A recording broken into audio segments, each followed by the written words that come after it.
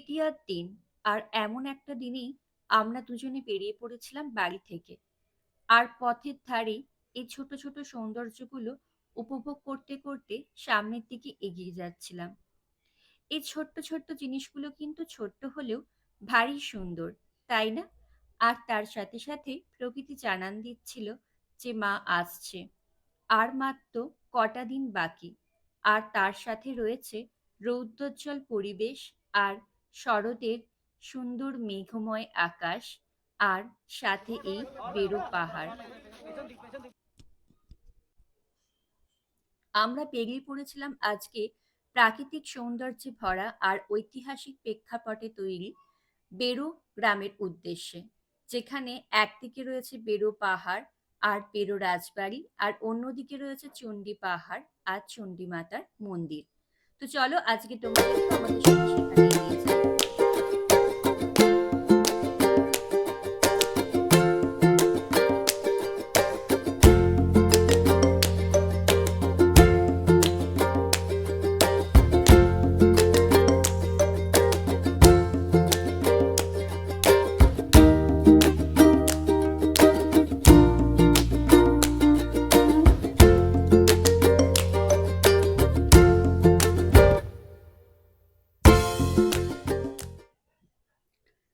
সাধারণত বেরো যে গ্রামটা সেটা রামকানালি স্টেশন থেকে মাত্র কয়েক কিমি দূরেই অবস্থিত।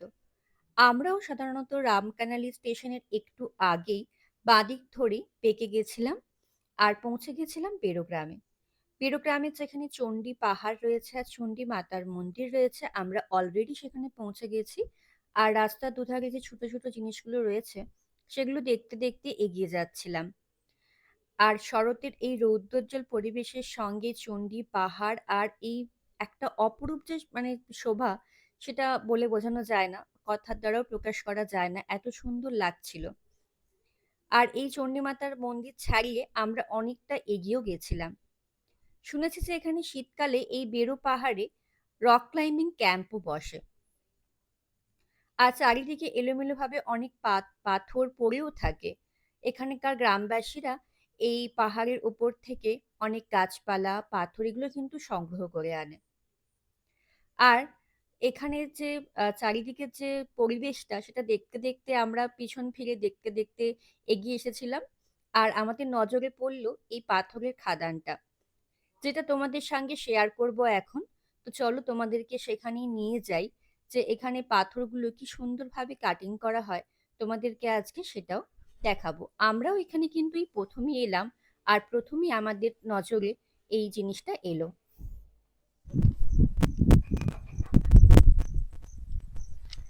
তো আমরা এখন এখানে বেরোতে পৌঁছে গেছি। এটা হচ্ছে যে এখন বেরো এই জায়গাটা, আর বেরো চণ্ডী মন্দির বলে এটাকে। এখানে চণ্ডী মন্দির আছে সামনেই। আর এই পুরো পাহাড়টাই হচ্ছে যে বেরো পাহাড়। তো আমরা যেখানটায় এসেছি, যে দেখো তোমরা দেখতে পাচ্ছ, তো আমার এগুলো দেখে মনে হয়েছে যে এগুলো হচ্ছে গ্রানাইট। তো এই দেখো এখানে কাটিং এর আওয়াজও আসছে। তো আমরা যাচ্ছি, আমরাও এইখানটায় প্রথমেই এলাম, আগেও এসছি বেরোতে, কিন্তু এই গ্রানাইট যে কাটিং হচ্ছে এটা তোমাদের সাথে আজকে শেয়ার করব। চলো, আমরাও এই প্রথম দেখছি যে এখানে এত পরিমাণ এখানে পাথর আছে বা গ্রানাইট আছে, এগুলো কাটিং হচ্ছে। এই পুরোটাই রক রক মানে হিল বলা যেতে পারে এটাকে, কারণ পুরোটাই এটা যে বেরো পাহাড়টা বেশিরভাগই পাথর। সামনে জয়চণ্ডীটাও যেরকম পাথরের, তো এটাও সেরকম পাথরেরই বেশিরভাগটাই। তো চলো তোমাদের সাথে শেয়ার করি জায়গাটা। জায়গাটা দেখতে যেমন অপরূপ সুন্দর, তেমন এর অনেকটা গুরুত্বও রয়েছে। চারিদিকে তোমরা দেখতে পাচ্ছ যে এখানে কত পাথর পড়ে রয়েছে চারিদিকে, এগুলো সমস্ত কিছুই কাটিং করা। দেখো কাটিং এর আওয়াজও আসছে সামনে থেকে, কাটিং হচ্ছে এখানে কোনো জায়গায়। এতদিন ধরে মেদিনীপুরে যখন থাকতাম তখন ওখানে নদীর ধারে কাশফুলের শোভা দেখেছি। আজ এই প্রথম পুরুলিয়ায় পাহাড়ের সঙ্গে কাশফুলের শোভা দেখলাম। সত্যি দারুণ। আর তারপর যদি এরকম সামনে পুকুর আর পাশে চণ্ডী পাহাড়, আর তারই মাঝে চণ্ডী মাতার মন্দিরের যে চিত্র, সেটাও বলে বর্ণনা করা যায় না। খুবই সুন্দর এই চিত্র। চলো, আমরা এখন চলে এসেছি এই চণ্ডী মাতার মন্দিরের সামনে। এখানে একধারে কিন্তু বুড়ো শিবেরও মন্দির রয়েছে। আর আমরা এখন প্রবেশ করব এই চণ্ডী মাতার মন্দিরে।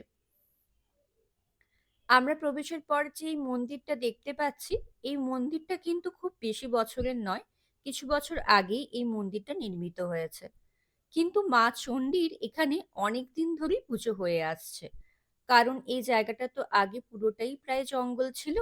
তো তখন গ্রামবাসীরা সাপখোপ বা হিংস্র জন্তু জানোয়ারের হাত থেকে রক্ষা পাওয়ার জন্য মা চণ্ডীর পুজো শুরু করেন।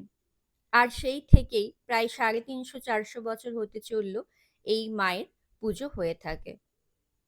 আর কথিত আছে যে এই মায়ের মূর্তি দুদিকে যে পায়রা দুটি থাকে, তারা কিন্তু বড়ি আক্রমণের সাথে এই দেবী মূর্তি রক্ষা করার জন্য ঠোঁটে করে এই মূর্তি নিয়ে গিয়েছিল চণ্ডী পাহাড়ে, এক কোঠায় রেখেছিল। তো চলো তোমাদের আজকে এই মন্দিরের ভিতরে মায়ের মন্দিরের বা মায়ের মূর্তির দর্শন করাবো। যদিও এখন মন্দিরের যে গেট সেটা এখন বন্ধ রয়েছে, আর পুজোর সময় ঠিক এটা খোলা হয়। তো তাও এর মধ্যেখানের দিক থেকেই তোমাদেরকে আজকে দেখাবো মায়ের মূর্তি। তোমরা দেখতেই পাচ্ছ মায়ের যে বিগ্রহ সেটা তোমরা দেখতে পাচ্ছ।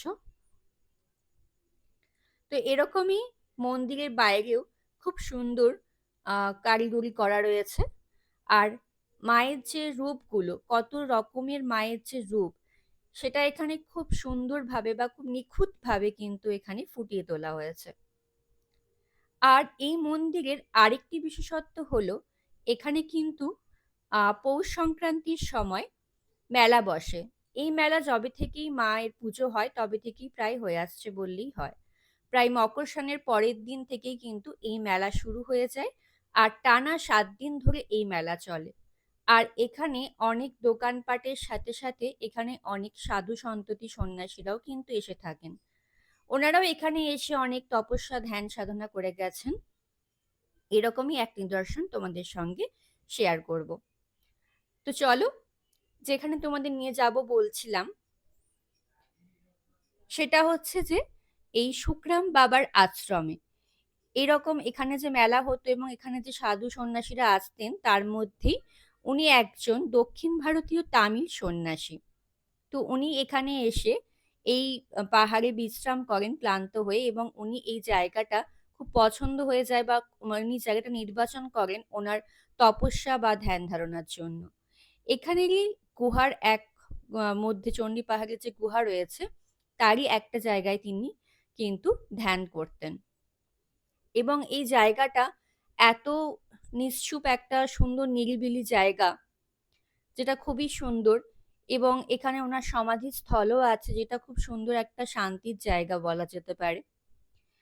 আর এই জায়গায় কিন্তু উনি এই ভিতরে বসে ধ্যান ধারণা করতেন, এবং এইখানে খুব আশ্চর্য ঘটনাও রয়েছে, যেটা একটা ঐতিহাসিক স্থান বলা যেতে পারে।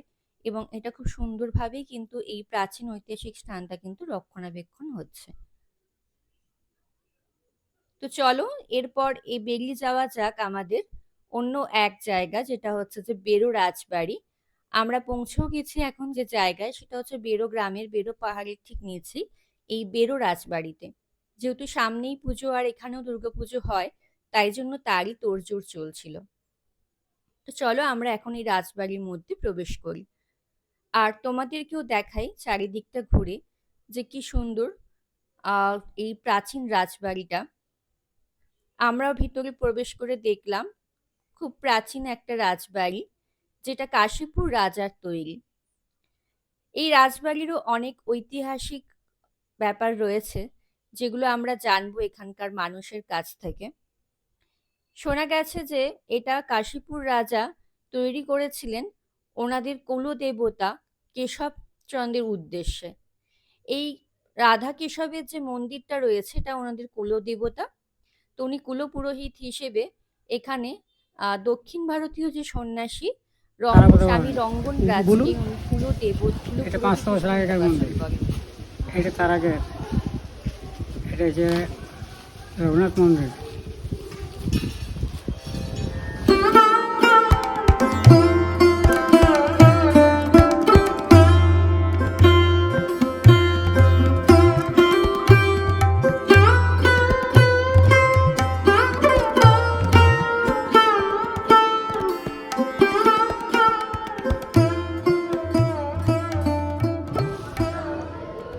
রাবণ। আর এটা সৈন্য, হনুমান, হনুমান, রাম, রাম রাবণের যুদ্ধ হচ্ছে এখানে।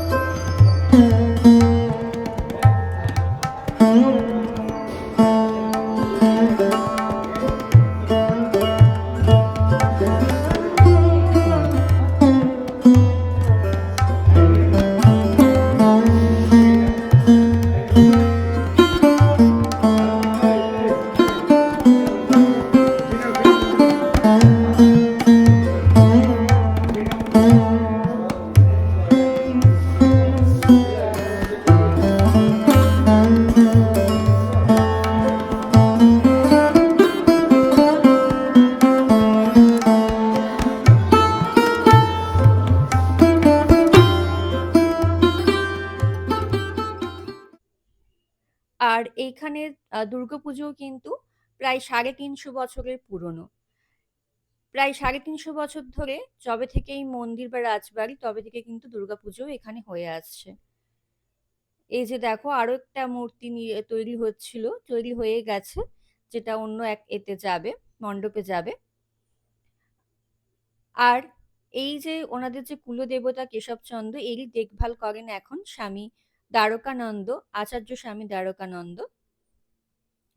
উনিও দক্ষিণ ভারতীয় পুরোহিত। এরপরে আমরা বেরিয়ে পড়েছিলাম আর পাশাপাশি যে জায়গাগুলো সেগুলো দেখবার জন্য বেরোর। তো এরকম পাশে পাশে অনেক ছোট বড় কিন্তু পুকুর বা বাঁধ রয়েছিল, সেখানে কিন্তু পদ্ম ফুলে ভরা ছিল। তো আমরাও কিন্তু কিছু পদ্ম ফুল তুলে এনেছিলাম, ওখানে ছোট ভাইরা তুলে দিয়েছিল, আর সেগুলো এনে ঘরে সাজিয়ে রেখেছিলাম। সেটাও অবশ্য আমারই আবদারে হয়েছিল। তো চলো আজ এই পর্যন্তই।